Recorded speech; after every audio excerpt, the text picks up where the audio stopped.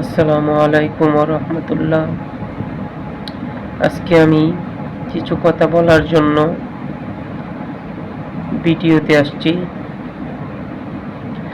আমাদের দেশে বর্তমানে ইসলামের নাম ব্যবহারকারী এক শ্রেণীর রাজনৈতিক দল রয়েছে, যাদের মধ্যে তাদের মত আদর্শের বাইরের অন্য কোনো মত আদর্শের আলেম উলামা নাই।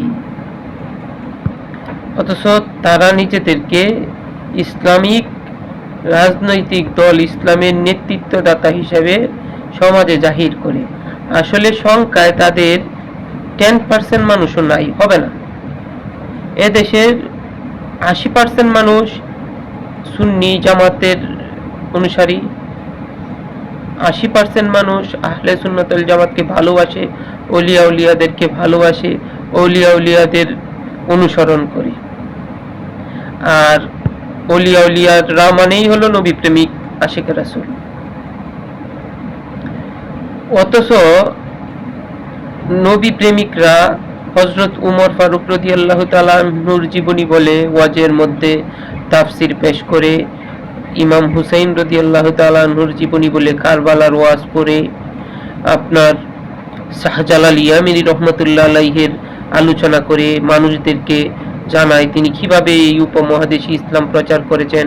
কাজা মাইনুদ্দিন চিশতি রহমতুল্লাহ আলাইহির জীবনী বলে, এই সমস্ত মহান মনীষীদের জীবনী বলেও তাহিরি হুজুর বর্তমানে এক শ্রেণীর নদীর পাড়ের পীরের ভক্তদের কাছে হয়ে গেল ভণ্ড।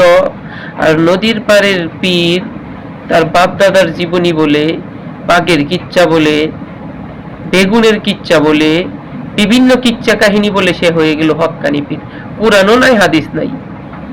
বাঘের কিচ্ছা, শিয়ালের কিচ্ছা, বেগুনের কিচ্ছা, জাহাজের কিচ্ছা বলে সে হয়ে গেল হক্কানি পীর। কি আশ্চর্যের বিষয়!